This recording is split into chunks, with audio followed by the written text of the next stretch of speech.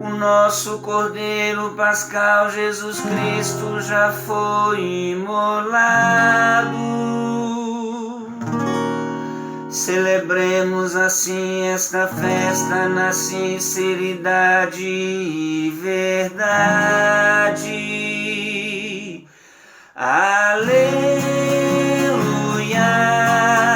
aleluia, aleluia, aleluia.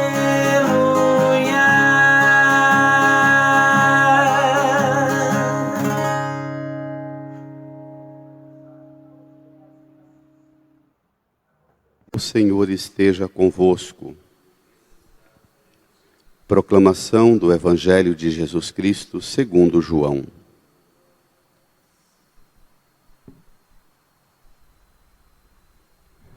No primeiro dia da semana, Maria Madalena foi ao túmulo de Jesus, bem de madrugada, quando ainda estava escuro, e viu que a pedra tinha sido retirada do túmulo. Então ela saiu correndo e foi encontrar Simão Pedro e o outro discípulo, aquele que Jesus amava, e lhes disse: tiraram o Senhor do túmulo e não sabemos onde o colocaram. Saíram então Pedro e o outro discípulo e foram ao túmulo.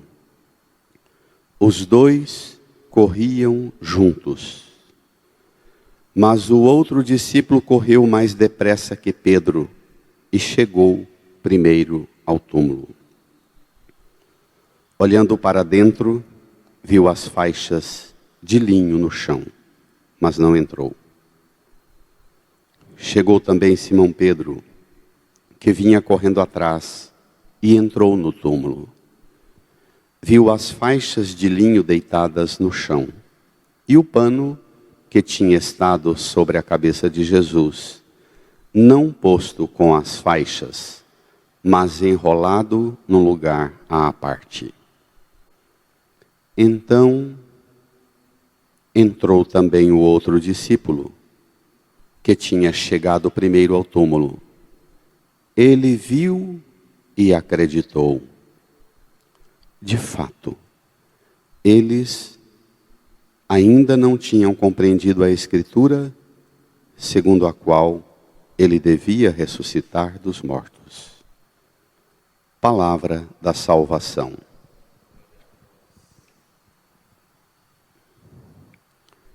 Rezemos num minuto de silêncio, invocando o auxílio do Espírito Santo, para que compreendamos a verdade plena da Escritura que hoje nos anuncia a notícia mais importante da nossa vida de fé.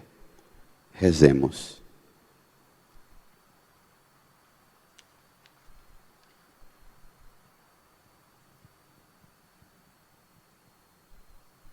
Amém. Queridas irmãs e irmãos, feliz Páscoa. Alegrai-vos hoje, mesmo em meio a essa experiência sombria, estranha, do nosso isolamento e da insegurança que nos rodeia insistentemente por causa das ameaças do coronavírus e também por causa da ameaça das muitas e variadas interpretações que todo mundo faz do jeito que quer e a sociedade fica insegura, assombrada e emitindo opiniões muitas vezes sem nenhuma compreensão da verdade do que está acontecendo. Chegamos nesta Semana Santa a um dos mais altos desafios na fé. Como viver a nossa fé e dar testemunho da alegria da ressurreição, do amor generoso com que Cristo e o Pai, com o Espírito Santo, nos amaram, como dar testemunho desse amor num ambiente que tomou conta do mundo inteiro de tanta insegurança, medo, dúvida. Eu arrisco dizer uma coisa em público, no microfone, que eu tenho repetido apenas para as pessoas para quem eu tenho uma séria liberdade para falar aquelas coisas que são muito de opinião pessoal. O padre, o pregador, deve evitar as suas opiniões. Quanto menos aparecer a opinião do padre e do pregador, melhor para ele, para o povo, para a igreja. Mas nesta semana, começo a ter um sentimento que mais perigoso do que o coronavírus, o Covid-19, mais ameaçador do que esse vírus, é a ignorância humana e a teimosia humana em não querer entrar em acordo, em consenso e em submissão a um modo concreto que aqueles que estudam e pesquisam chegaram a compreender que para evitar esse vírus é possível, mas é preciso uma certa disciplina. Hoje, a ignorância, a estupidez humana está mais perigosa do que o vírus. E se nós não entrarmos num razoável acordo, se nós não entrarmos num consenso, ainda que não entendendo, porque na dúvida, regra de trânsito, na dúvida, não ultrapasse. Esta é uma das regras de trânsito que serve para tudo na vida, inclusive e principalmente na vida de fé. Na dúvida, não ultrapasse. Sob neblina, não avance, não ultrapasse. Não avance o sinal. O sinal não é uma cerca, o sinal não é uma grade, o sinal não é um portão, é um sinal que você obedece ou desobedece, atravessa sem ter domínio do que vem à direita ou à esquerda, e muitos são espatifados e arrebentados, ou até saem ilesos, mas aqueles para os quais o sinal estava aberto, são atropelados e violentamente massacrados. Essa regra de trânsito, tão sábia que a humanidade criou, ao inventar a máquina de transportar os veículos, nós precisamos retomar o princípio básico do consenso e da cordialidade humana para a convivência. E é nesse desafio que eu inicio a minha pregação, chamando os irmãos à alegria da Páscoa. Essa alegria da Páscoa, ela não é uma alegria burra, ela não é uma alegria sem ciência, ela não é uma adesão pura e simples, sem revelação da parte de Deus. Na oração de hoje, da missa de hoje, dizemos assim: ó Deus, por vosso Filho unigênito, vencedor da morte, abristes hoje para nós as portas da eternidade. Concedei que, celebrando a ressurreição do Senhor, renovados pelo vosso Espírito, ressuscitemos na luz da vida nova. Hoje celebramos a porta inaugural, o símbolo tão tão forte da porta para o povo da Bíblia, para a fé católica com a porta das igrejas, o símbolo da porta, da eternidade, que hoje Deus abriu para nós. Não tenhamos dúvidas e queiramos, desejemos saber do Senhor que preciso fazer para atravessar essa porta.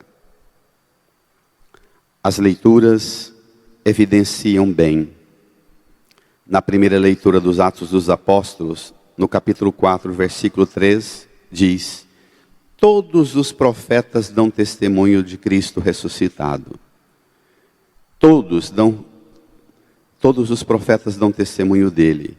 E o testemunho é: todo aquele que crê em Jesus recebe em seu nome o perdão dos pecados.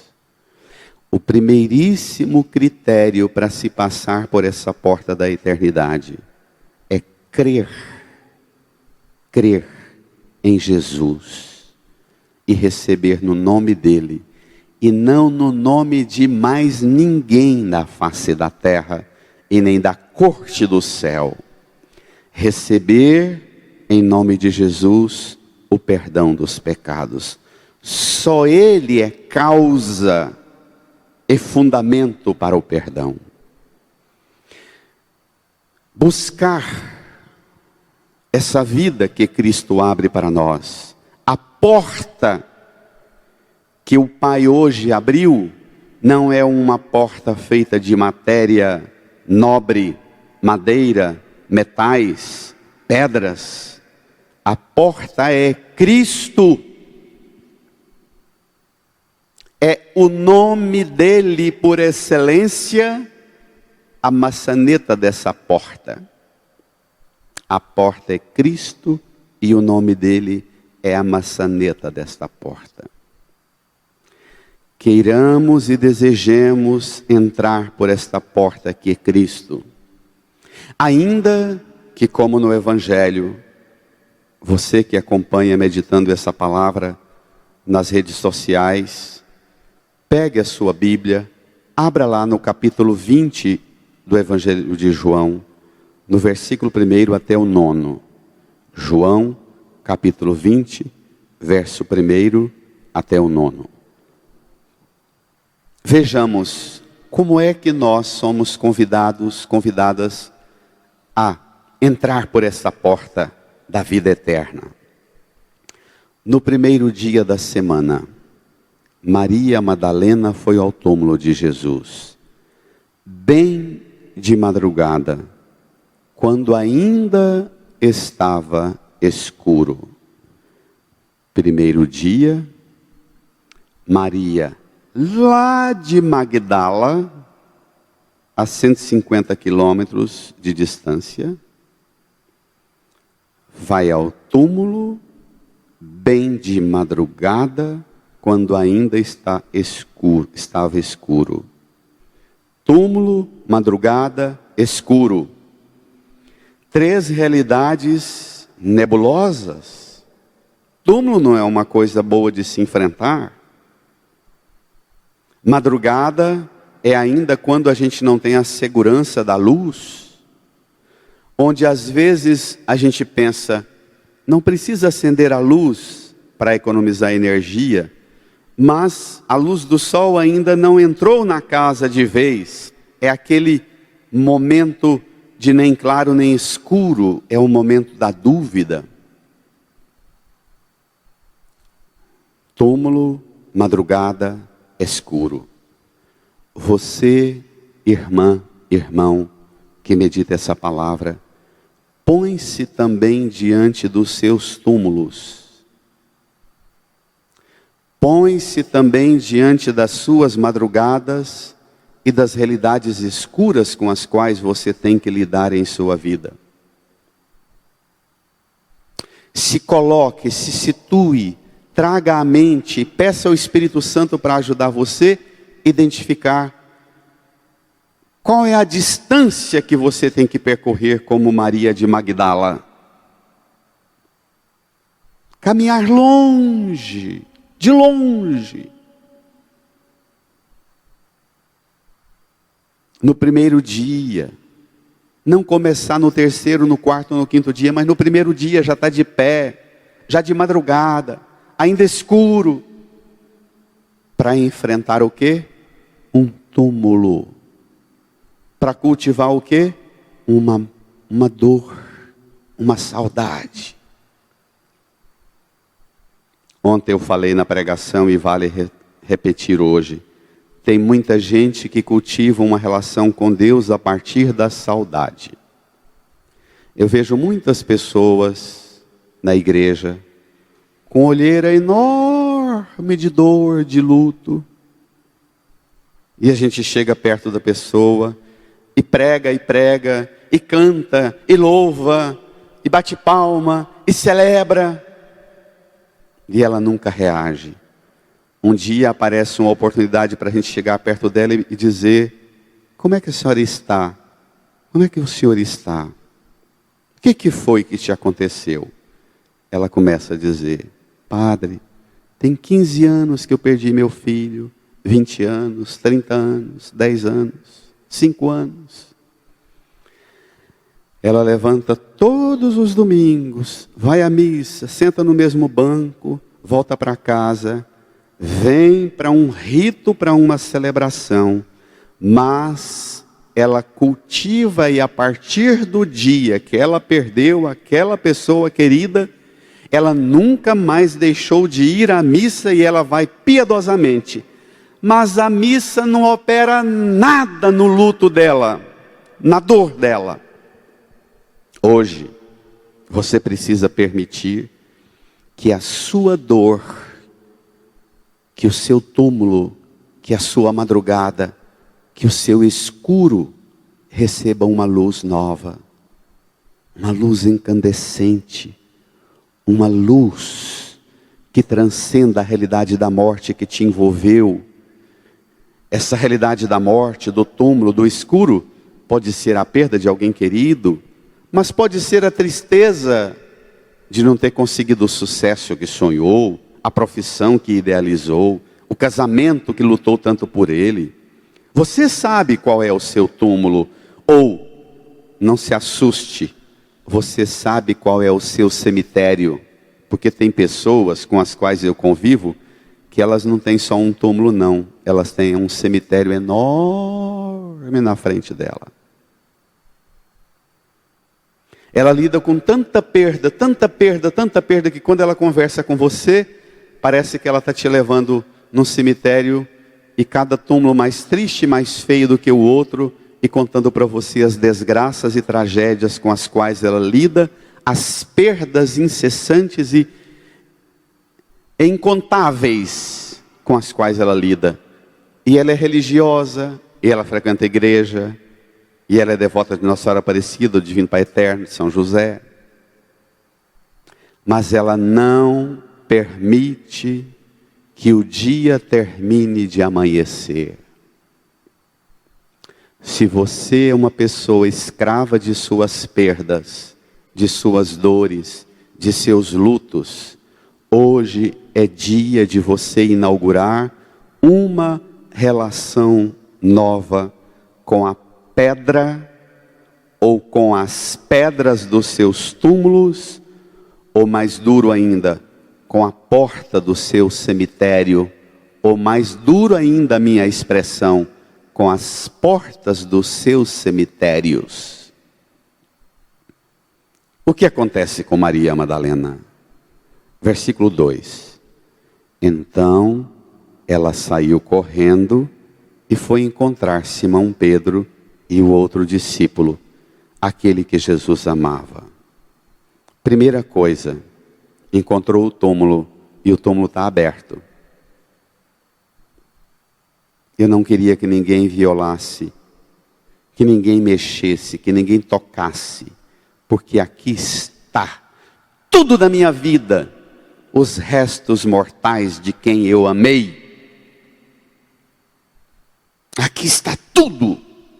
Se eu perder o resto do que está aqui nesse túmulo, minha vida acaba.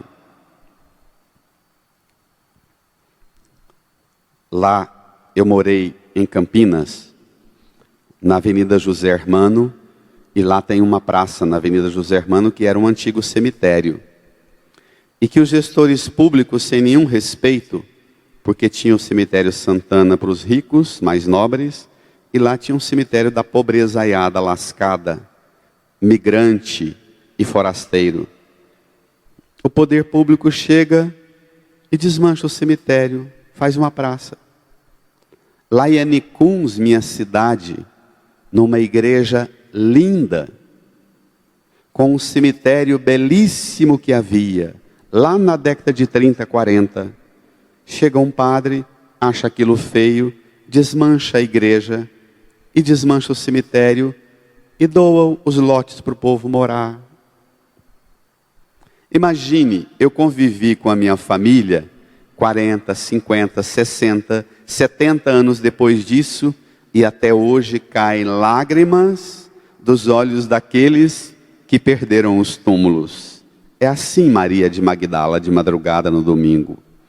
Tiraram, ela chama Jesus de o Senhor. Tiraram o Senhor do túmulo. Para ela, ele foi morto violentamente na cruz, ele foi sepultado, mas para ela, ele não perde o título de Kyrios, o Senhor. Isso já é bom demais. Ela não permitiu que a humilhação da cruz, que o escárnio, tirasse do coração dela o título que ele mesmo, com a ternura e o amor com que ele amou-a, ele mesmo pôs no coração de Maria de Magdala esse título, Kyrios, Senhor.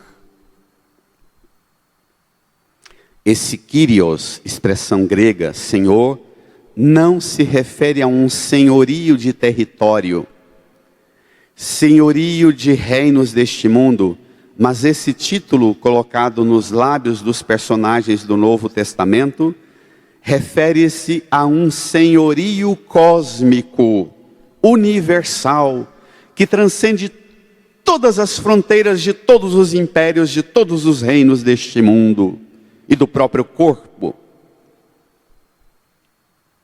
Ela corre. Primeira coisa, mexeu no seu cemitério, mexeu no seu túmulo, sai correndo, vai ao encontro de uma referência mais forte para te ajudar. Ela vai para a igreja para resolver o problema, ir ao encontro de Simão Pedro e o outro discípulo que nem nome tem, é chamado de aquele que Jesus amava. Simão Pedro representa a autoridade eclesial e o outro discípulo representa o afeto, o próprio dom do Espírito Santo.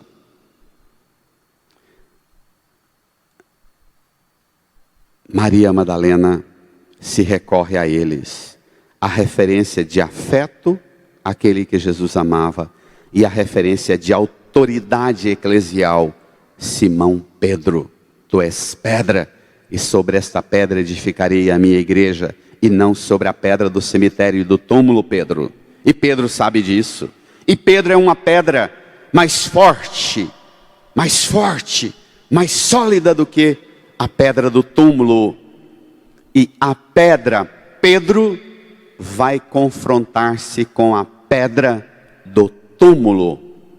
Tiraram a pedra do túmulo. Mexeram no quê? Na porta. Porta do túmulo. E a oração que eu comecei a pregação de hoje, a oração da missa de hoje: ó Deus, por vosso Filho unigênito, vencedor da morte, abristes hoje para nós as portas da eternidade.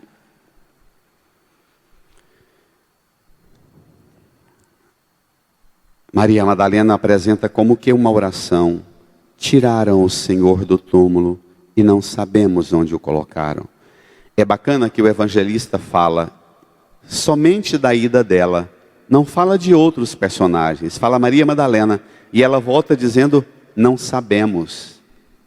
Porque a dúvida do cristão é a dúvida da igreja. Uma mãe, quando ela tem dúvida na fé, ela tem dúvida por ela e pela família pela qual ela é responsável. Um pai, quando ele é fraco e cheio de dúvida na fé, a dúvida não é só dele, é da família dele. Se você é alguém que tem dúvida, chama essa dúvida sua de nós não sabemos. Porque você não sabendo, a sua família está comprometida. A sua vila, a vila de Magdala, a vila de Maria de Magdala, Maria Madalena.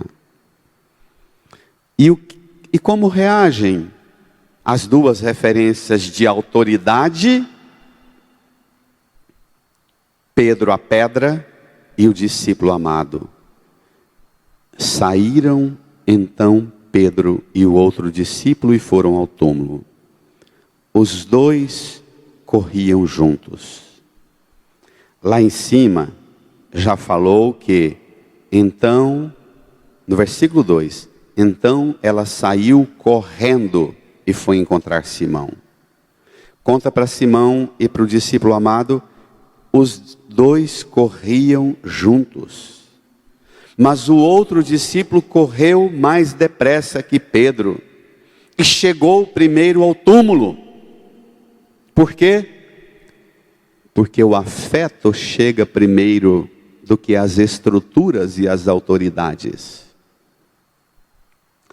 O que você não vence pela força de sua estrutura física, de sua solidez, de sua autoridade, de sua ciência, você chega primeiro pelo afeto.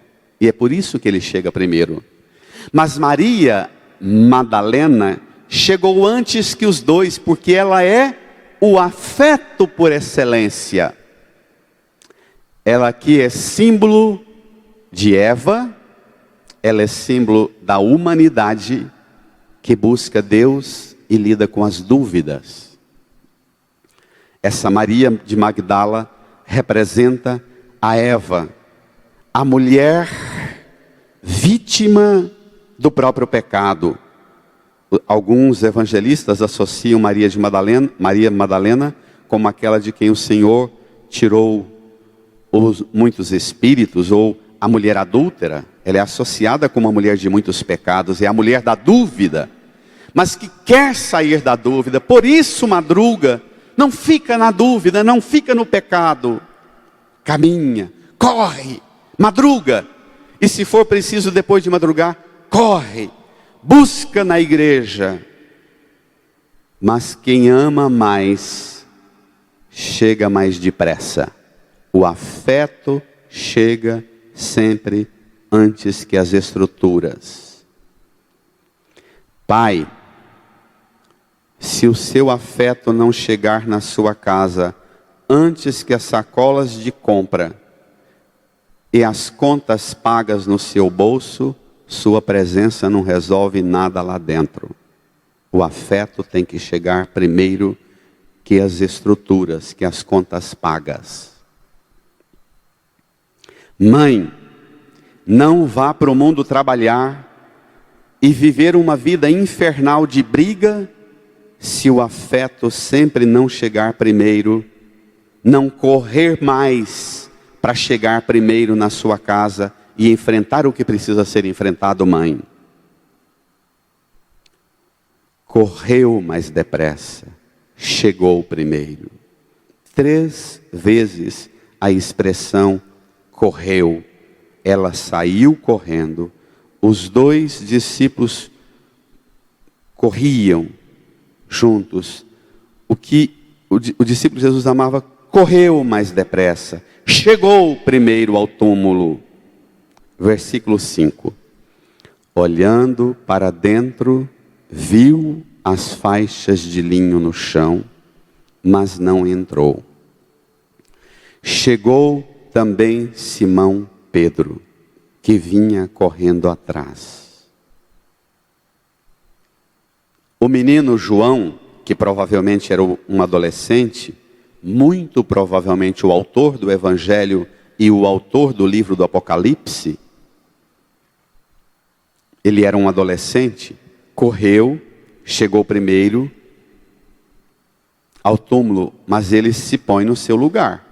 Ele é um adolescente, mas ele tem senso, ele tem mais vigor físico e mais afeto, próprio de adolescente. Mas ele tem senso de respeito com as estruturas da igreja. Ele olha para dentro, vê as provas da ressurreição, mas não entra. Aqui, Maria Madalena, o discípulo amado e Pedro, lembra os três personagens do Monte da Transfiguração, Pedro, Tiago e João subindo a montanha. Lembra Jesus, Moisés e Elias conversando. Porque segundo a tradição hebraica do povo da Bíblia, nenhuma verdade pode ser garantida por uma pessoa só. É preciso ao menos 3 testemunhas envolvidas com aquela verdade. Fofoca não entra e não vale para o povo da Bíblia. Tem 3 pessoas que viram isso, chamem-nas. Nós tínhamos que recuperar na cultura diabólica e perversa da fake news e dos robôs das notícias falsas. Nós tínhamos que resgatar com Pedro, o discípulo amado, e Maria de Magdala, nós tínhamos que recuperar a autoridade da fonte e da verdade. Quem foi que viu isso? Chama os 3, estamos aqui. Quando você receber uma notícia no celular, no zap, na máquina diabólica de fake news, para produzir e gerar homens e mulheres ambiciosos de poder, primeira coisa, abra aquela mensagem e procure qual é a origem dela. Depois você veja e emita sua opinião. É a autoridade da fonte. Aqui, a notícia da ressurreição está levantando para nós, primeiro, a autoridade das fontes, para depois assegurar a notícia da ressurreição. Não se desvincula a autoridade da fonte com o conteúdo que é anunciado.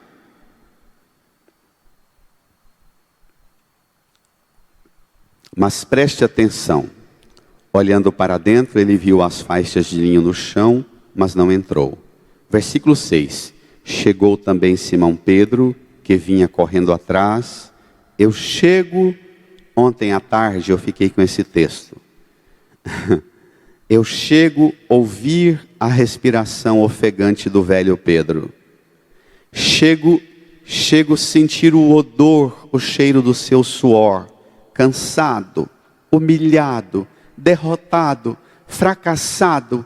Chefe de um grupo que foi execrado publicamente anteontem. Com o líder que o constituiu como chefe da igreja, sendo arrastado pela Jerusalém e levado até o Calvário e pregado na cruz. Eu chego a ver a olheira de Pedro, a barba, o cabelo todo mal penteado, a feição de abatimento de Pedro, correndo de madrugada, tropeçando, algum sangue, alguma unha quebrada, né? Para correr até esse túmulo. Simão Pedro chegou. Ele vinha correndo atrás. Para nós mais velhos, não tenhamos vergonha de correr atrás dos mais novos. Corramos na velocidade do que nos é possível, mas corramos. Sua possibilidade de correr é correr sentado no seu apartamento, no seu quarto com a Bíblia na mão. Corra assim, mas corra. Na fé, ninguém é dispensado de fazer o seu caminho. Na fé, ninguém é dispensado de correr o tanto que precisa para responder com a autoridade como prova da fé. Faça o seu esforço. Não fique somente com o celular abrindo as mensagens de WhatsApp, um monte de fake news dos robôs, dos regimes e sistemas totalitários, da extrema direita e da extrema esquerda, que manipulam as massas e odeiam democracia, e odeiam a justiça, e odeiam política, e odeiam sociedade organizada, e odeiam opiniões diversas. Por isso precisam de notícias falsas, para manipular massas. Não fique você num banco idoso, recebendo notícias falsas e aceitando tudo. Não, faça o seu esforço de idosa, de idoso. Corra a sua parte que lhe é possível, mas corra! Simão Pedro, que vinha correndo atrás e entrou no túmulo, aí vem a descrição. Viu as faixas de linho deitadas no chão, versículo 7, e o pano que tinha estado sobre a cabeça de Jesus, não posto com as faixas, mas enrolado num lugar à parte. Já falei tantas vezes em tantas pregações, mas vale a pena dizer. Para o povo da Bíblia, uma das primeiras provas, o evangelista Mateus é que descreve melhor, que os judeus se organizaram com as autoridades do Império Romano e pagaram os soldados que guardavam o túmulo para soltar uma fake news, uma notícia falsa, de que tinham vindo gente de noite e roubado o corpo. É a primeira fake news do Novo Testamento. É esta. Manipula, dê um dinheiro para os guardas, espalha a notícia que o corpo foi roubado. E o primeiro documento que o evangelista João vai contar a história de Jesus, ele vai às fontes. Ele mesmo vai à recordação dos dias de sua juventude e dos dias do seu afeto. Ele é apelidado de o discípulo que Jesus amava. Com Maria Madalena, que representa Eva e a humanidade inteira. Com Pedro, que representa o novo Adão regenerado, que com Jesus, por excelência, o Adão novo, que restitui a criação. O casal, Maria Madalena e Pedro, com o adolescente, são testemunhas de que haviam provas seguras no túmulo, que ladrão de corpo do defunto não ia ter capricho para desenrolar a faixa, desenrolar o pano que estava sobre a cabeça de Jesus, dobradinho, colocado num lugar à parte. Esse é um documento, é uma memória documental. Não, pela forma com que nós encontramos o túmulo, não foi roubo não. Quando alguém viola o túmulo para roubar os anéis, as joias e as alças dos caixões dos ricos, violam o túmulo. É uma barbárie que se comete nos túmulos. Aqui tem sinais nobres. Aqui tem sinais extraordinários de uma delicadeza que sempre me emociona muito no domingo de Páscoa. Vocês se lembram, há 2, 3 semanas atrás, na ressurreição de Lázaro, Jesus fala, tirai a pedra. Marta intervém, Senhor, já cheira mal. E Jesus brada, tirai a pedra. E depois ele diz, Lázaro, vem para fora. E o mesmo evangelista João diz, e o morto saiu envolvido em faixas com um pano sobre o rosto. E Jesus disse, desatai-o e deixai-o caminhar. aqui tem uma coisa nova. Aqui foi alguém que desatou e deixou Jesus caminhar lá dentro do túmulo. Entrou lá. Aqui é diferente da ressurreição de Lázaro. Porque aqui você pode imaginar, eu gosto de usar a imaginação para isso. Amo fazer isso. Fruto da fertilidade imaginária do povo da roça, me deleito passando horas e horas imaginando o Divino Pai Eterno descendo na noite tenebrosa e longa do Sábado Santo. O Divino Pai Eterno descendo lá do céu com alguns anjos, arcanjos que o cercam. Entra no túmulo para o Pai Eterno entrar. Não precisa tirar pedra e pôr pedra. Ele não precisa de porta. Ele é sobrenatural. Ele entra. Senta do lado de Jesus e me emociona imaginar a delicadeza de um pai desenrolando o filho morto.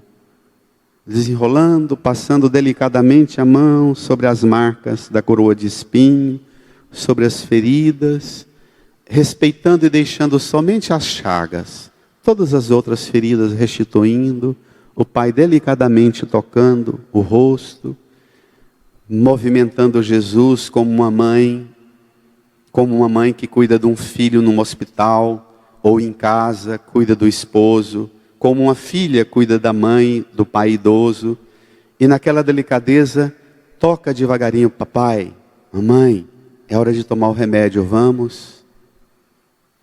O Divino Pai Eterno tocando Jesus delicadamente, dizendo: filho, vamos?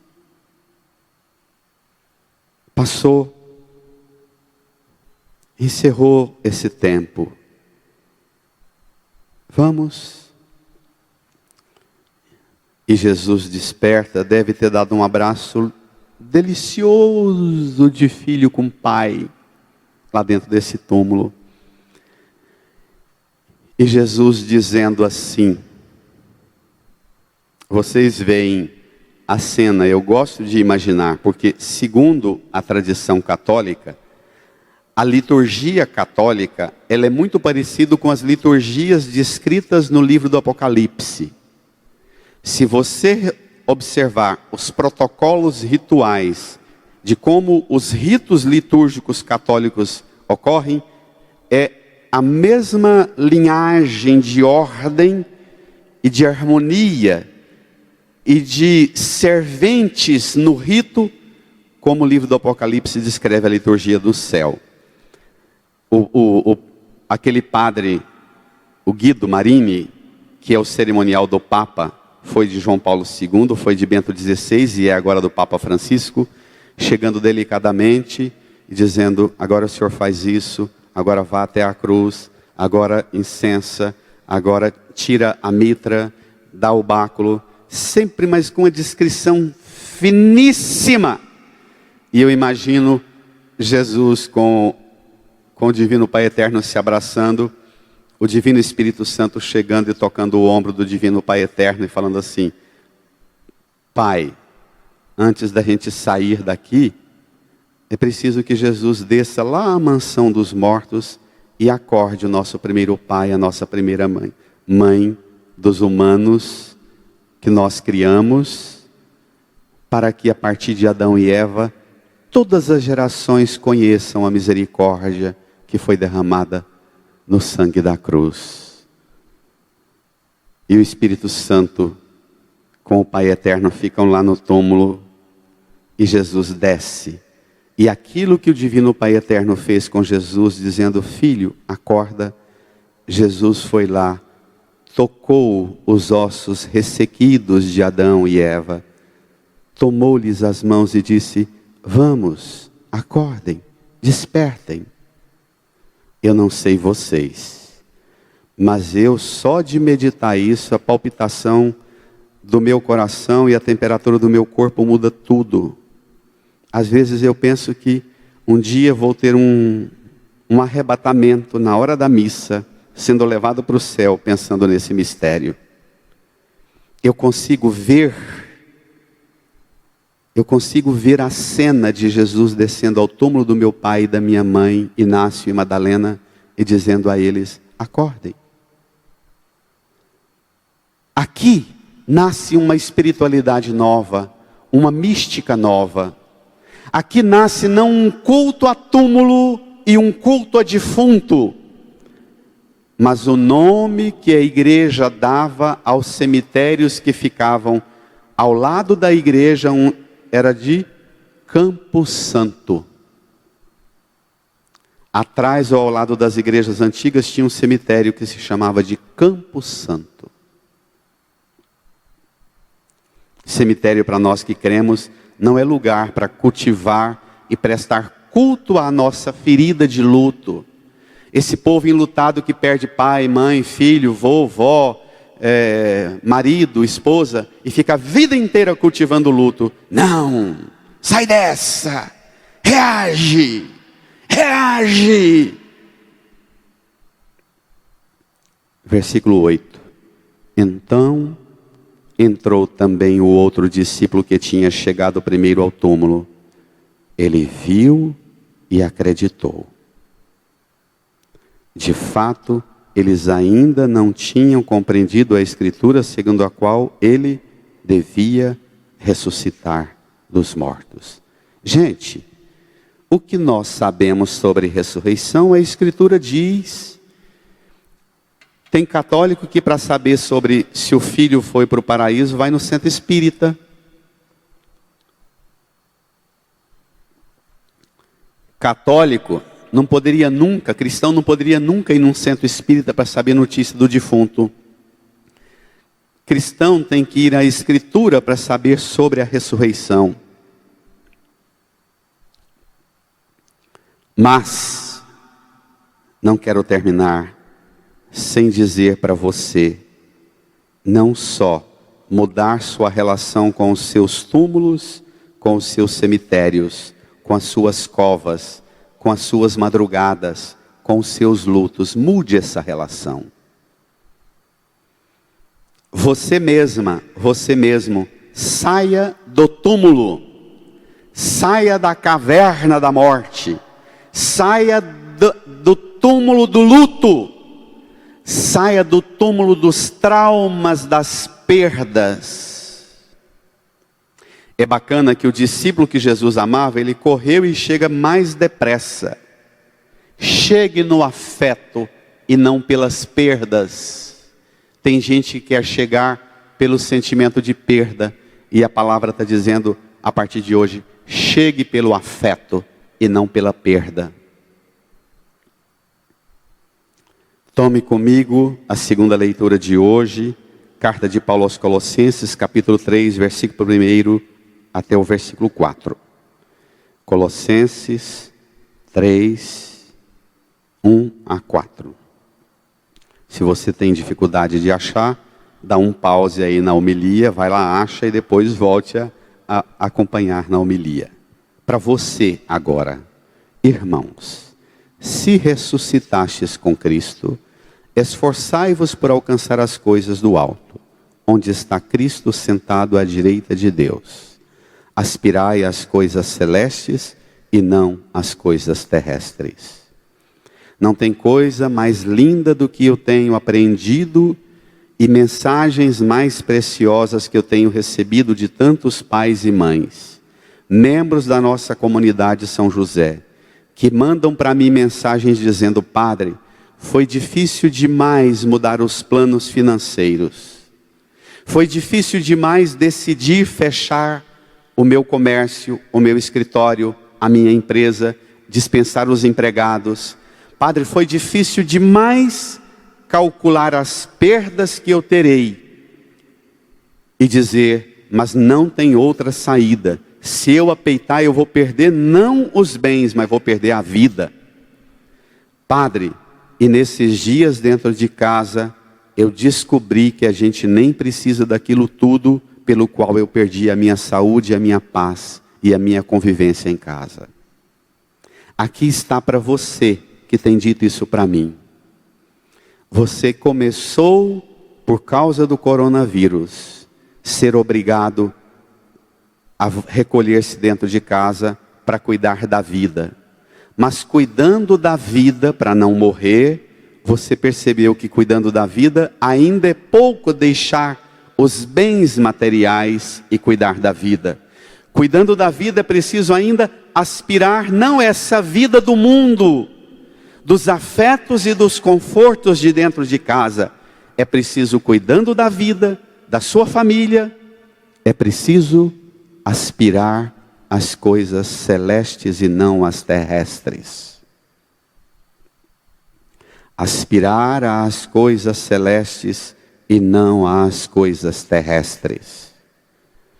Pois vós morrestes, e a vossa vida está escondida com Cristo em Deus. Irmã, irmão, você não está em casa isolado, escondido, escondida, escondendo-se do vírus, do coronavírus, do Covid-19. Você não está escondida mas você está escondido com Cristo, em Deus. É mais do que fugir do vírus. É mais. A sua vida está escondida com Cristo em Deus. Quando terminar essa pregação, você vai para o seu quarto, para a sala, para a varanda da sua casa, talvez para o quintal, para a varanda do seu apartamento, ou para a janela do seu apartamento. Você vai olhar o mundo lá fora, a grandeza do mundo, e você escondido aí dentro, e você vai proclamar num louvor como você nunca fez na sua vida. Você vai dizer com toda a autoridade que essa palavra te dá. Você vai proclamar: Jesus, minha vida não está escondida só do vírus. Minha vida está escondida do pecado, da morte, da condenação eterna. Minha vida está escondida das ambições terrestres, da ganância e da escravidão das coisas do mundo, das potências do mundo. Jesus, no Senhor a minha vida está escondida, com o Senhor em Deus. E faça um louvor, um tempo de adoração como você nunca fez. Sabe para quê? Até o dia, versículo 4. Quando Cristo vossa vida aparecer em seu triunfo, então vós aparecereis também com ele, revestidos de glória. E não só revestidos de álcool gel. E não só revestidos de máscara de alta potência que isola, ou de produtos que você bate no corpo para te evitar o coronavírus. Não. Você vai aparecer não revestida de proteção do vírus. Você vai aparecer revestido de glória. Glória. Glória a Deus nos altos céus. Paz na terra, seus amados. Amém. Feliz Páscoa. Amém. O Senhor esteja convosco. Deus, que pela ressurreição do seu Filho único vos deu a graça da redenção e vos adotou como filhos e filhas, vos conceda a alegria de sua bênção. Amém. Aquele que por sua morte vos deu a eterna liberdade, vos conceda, por sua graça, a herança eterna. Amém. E, vivendo agora retamente, possais no céu unir-vos a Deus, para o qual, pela fé, já ressuscitastes no batismo. Amém. Abençoe-vos Deus Todo-Poderoso, Pai e Filho e Espírito Santo. Amém. Em nome de todas as lideranças da nossa paróquia São José, de todos os que ajudam nas pastorais, movimentos, ministérios e serviços, em nome de cada uma e cada um que dá a vida por essa paróquia e por essa comunidade, eu te desejo, irmã, irmão, feliz Páscoa. Alegrai-vos, Aleluia, feliz Páscoa, amém.